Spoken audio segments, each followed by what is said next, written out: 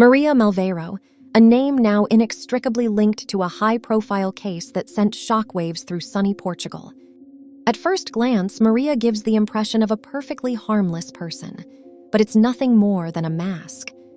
As body language experts point out, behind this pleasant appearance were personality traits she carefully tried to hide. Albufeira is a beautiful, tourist-filled city and one of the most visited places in the Algarve region of southern Portugal.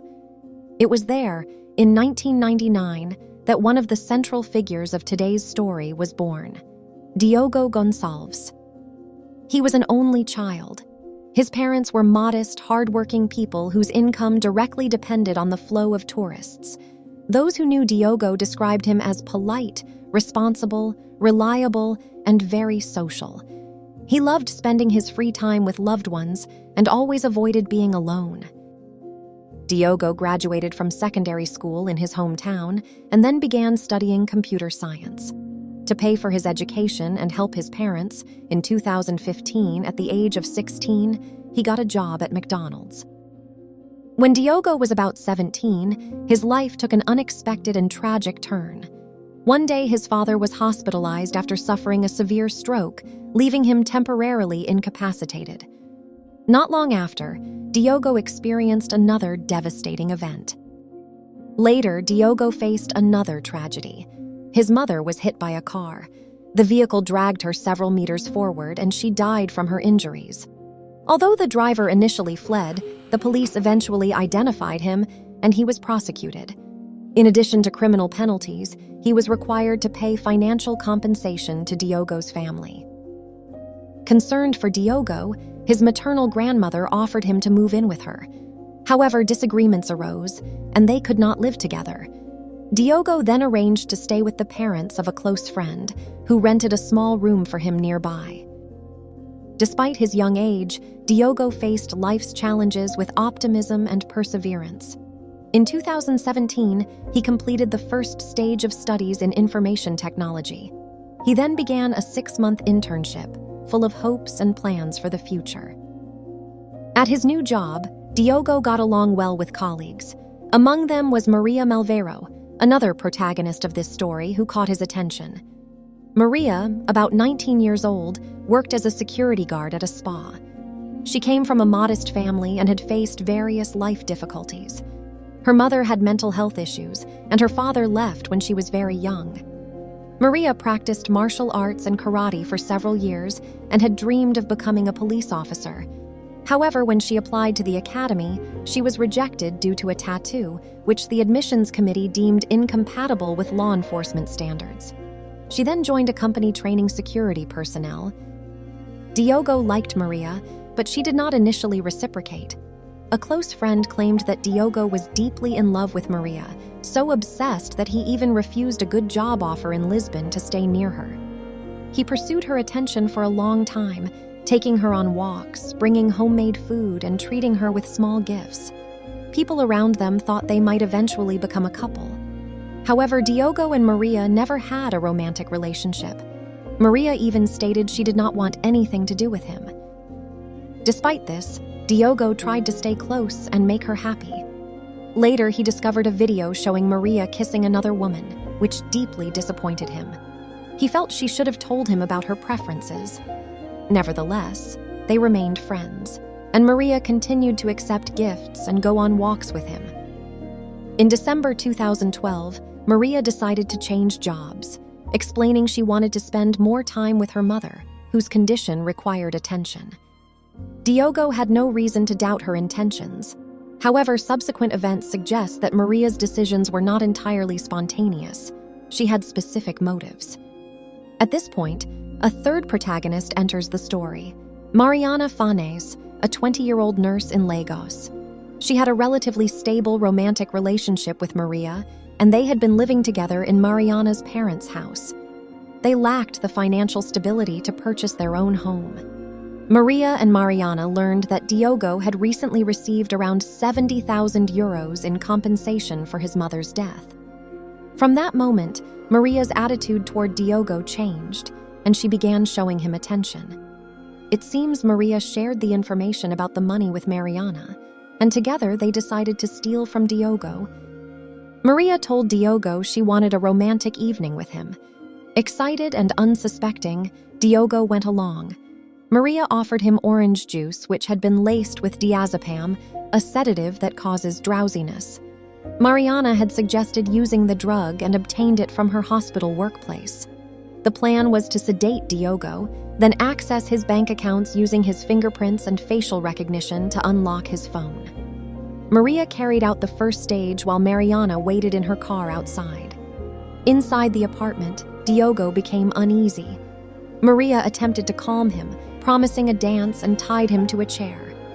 Diogo panicked, and when he tried to stand, Maria overpowered him using her martial arts skills, pressing her hands on his neck to restrict breathing. Mariana was called upstairs to assist. Upon entering the apartment, Mariana saw Diogo still lying on the floor. When she asked her girlfriend what had happened, Maria replied that everything had gone wrong and that Diogo had started to resist.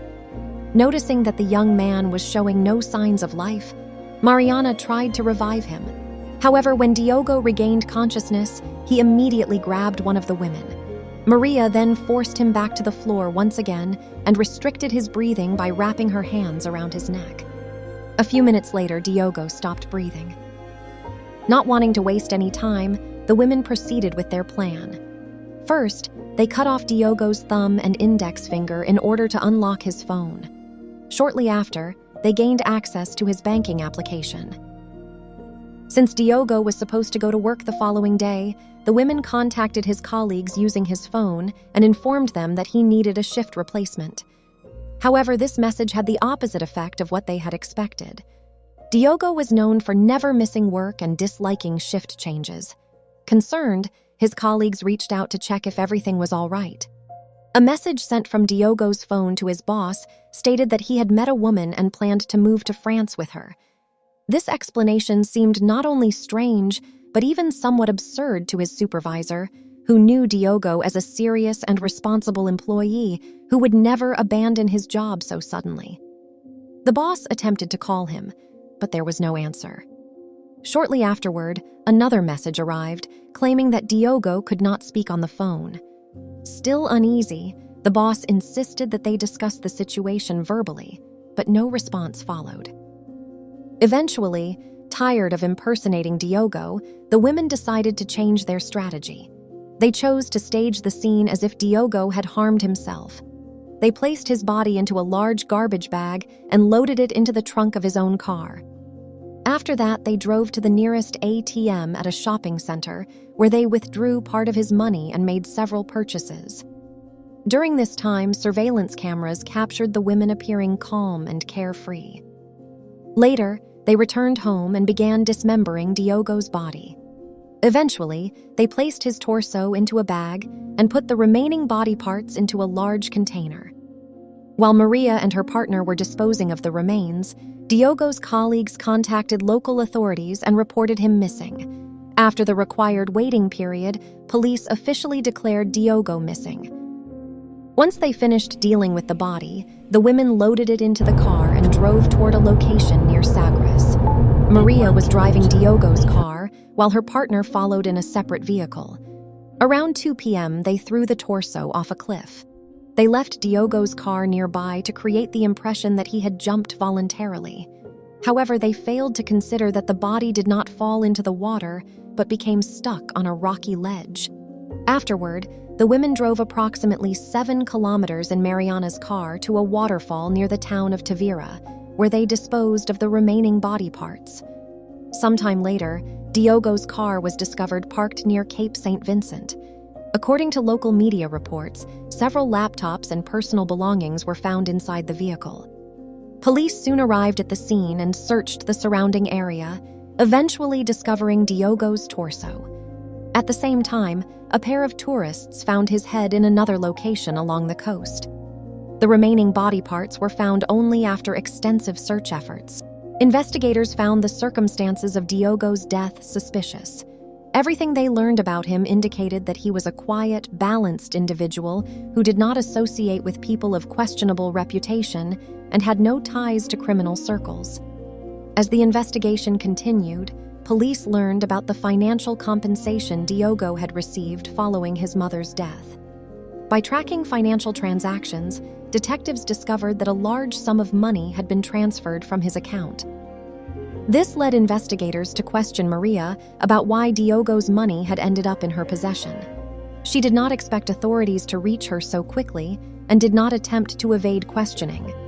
Maria initially stated that she had caused Diogo's death because he had allegedly tried to force intimacy upon her, claiming that he had been harassing her and that this was the reason she had changed jobs. However, when investigators reviewed the messages exchanged between them, it became clear that she was lying. Later, Maria claimed full responsibility for planning and carrying out the crime, emphasizing that her partner had no involvement. Nevertheless, Mariana's version contradicted this statement. According to her, Maria had told her about a plan to steal a large sum of money from Diogo, insisting that there had been no intention to cause his death, only to gain access to his bank accounts. Despite these conflicting statements, investigators gathered enough evidence to hold both women accountable. In April 2020, they were arrested, and in June of the same year, they appeared in court for the first time. During the hearings, Maria continued to insist that her partner had nothing to do with the events. She stated that she alone had caused Diogo's death and dismembered his body in the garage.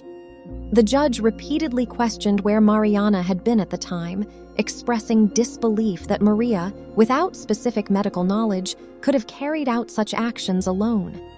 The judge was convinced that Mariana, who worked as a nurse, had played a key role. Mariana argued that such information could easily be found online.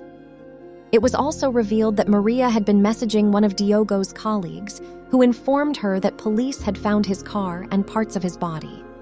When asked if she knew who might have wanted to harm Diogo, Maria suggested it could have been his aunt. Ultimately, the judge ordered both women into custody. They remained calm and requested to be placed in the same prison. In February 2021, the main trial began. During testimony, Maria stated that she had wanted revenge for Diogo's alleged attempt to force intimacy, claiming she never intended to end his life. It should be noted that prior to the trial, Maria and Mariana had not seen each other for 6 months, as they were held in separate correctional facilities. Rumors suggested that their romantic relationship had ended. In March, Maria changed her testimony, taking advantage of Mariana's absence. She claimed she had been following Mariana's orders and that Mariana was the mastermind behind the plan, including the idea to sedate Diogo with diazepam. Maria stated she initially wanted to protect Mariana because she loved her, but now had no reason to lie.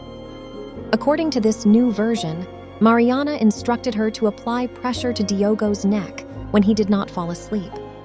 Instead of losing consciousness, he stopped breathing. Maria claimed she asked Mariana to revive him using her medical knowledge. After briefly leaving the room, she returned to find Diogo already dead. She alleged that Mariana hugged her and said Diogo would never come between them again. On April 27, 2021, the court delivered its initial verdict. Maria was found guilty of aggravated homicide, robbery, fraud, vehicle theft, and several other offenses. She was sentenced to 25 years in prison and ordered to pay substantial financial compensation to Diogo's father. Mariana was acquitted of homicide, but convicted of desecration of remains and fraud, receiving a 4-year sentence. She was later released, as her convictions did not require pre-trial detention. The court concluded that her attempt to revive Diogo indicated she did not intend to cause his death. This decision sparked public outrage in Portugal, with many believing both women deserved the harshest punishment. After the verdict, Mariana left the courtroom through a back entrance where her father was waiting. No statements were made that day except by her lawyer, who announced plans to appeal. In interviews, Mariana stated that she could finally sleep at night and apologized to Diogo's family.